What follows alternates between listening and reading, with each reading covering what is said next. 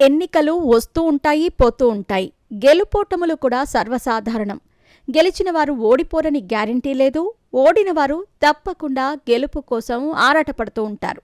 అయితే దశాబ్దాలుగా రాజకీయం చేసిన ఆ ముగ్గురు నేతలు మాత్రం ఒకే ఒక్క ఓటమితో మూలకు చేరిపోయారు. సైలెంట్గా ఉన్నారు. ఇంటి గడప దాటటం లేదు. వారే శ్రీకాకుళం జిల్లాకు చెందిన సీనియర్ నేతలు తమ్మినేని సీతారాం, ధర్మాన బ్రదర్స్. వైఎస్ఆర్ కాంగ్రెస్ పార్టీలో సీనియర్లుగా కొనసాగుతున్న ఈ ముగ్గురు ఇప్పుడు పొలిటికల్ సైలెన్స్ పాటిస్తున్నారు. ఎన్నికల ఫలితాలు వచ్చి సరిగ్గా ఏడాదవుతున్నా పెద్దగా యాక్టివ్ కాలేకపోతున్నారు. దీంతో రాజకీయాలు వదిలేస్తారా అన్న ప్రశ్న ఉత్పన్నమవుతోంది.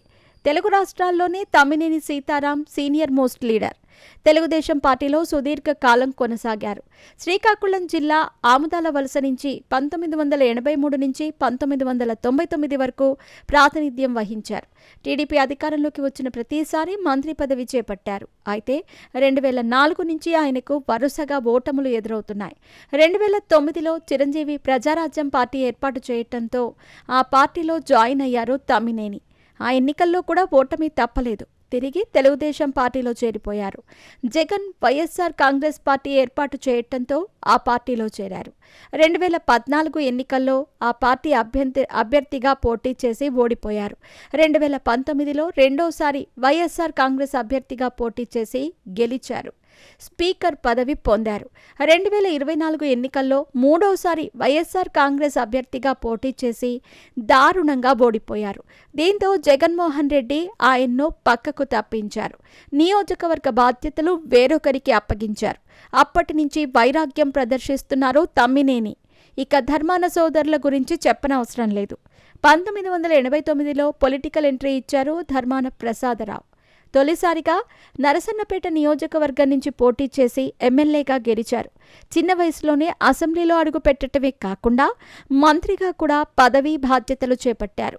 అయితే 1994, 1999లో కూడా గెలిచారు. 2004లో శ్రీకాకుళం అసెంబ్లీ స్థానానికి షిఫ్ట్ అయ్యారు. ఆ ఎన్నికల్లో పోటీ చేసి గెలిచారు. రాజశేఖర రెడ్డి ప్రభుత్వంలో కీలక రెవెన్యూ శాఖను దక్కించుకున్నారు. అది మొదలు 2014 వరకు కీలక మంత్రిగా కొనసాగారు. ప్రత్యేక పరిస్థితుల్లో వైసీపీలో చేరి 2014 ఎన్నికల్లో పోటీ చేశారు. ఓటమి ఎదురైంది. 2019లో మళ్లీ గెలిచారు. కానీ మంత్రి పదవి దక్కలేదు. దీంతో నైరాస్యంలోకి వెళ్లిపోయారు. జగన్ విస్తరణలో ఛాన్స్ ఇచ్చారు గానీ యాక్టివ్ పాలిటిక్స్ చేయలేకపోయారు ధర్మాన ప్రసాదరావు. 2024 ఎన్నికల్లో ఓ సాధారణ సర్పంచ్ చేతిలో దారుణ పరాజయం చూశారు. అప్పటి నుంచి వైఎస్ఆర్ కాంగ్రెస్ పార్టీ కార్యకలాపాలకు దూరంగా ఉన్నారు. గుమ్మం దాటి బయటకు అడుగు పెట్టడం లేదు. మరో ధర్మాన సోదరుడు కృష్ణదాస్ పరిస్థితి వింతగా ఉంది. ఆయన జగన్మోహన్ రెడ్డికి అత్యంత విధేయుడు కూడా. అందుకే జగన్మోహన్ రెడ్డి తన తొలి క్యాబినెట్లోనే కృష్ణదాస్కి ఛాన్స్ ఇచ్చారు. ఈ ఎన్నికల్లో ఓడిపోయారు కృష్ణదాస్. ఫలితాల తర్వాత కూడా పార్టీలో యాక్టివ్గా పనిచేస్తూ వచ్చారు.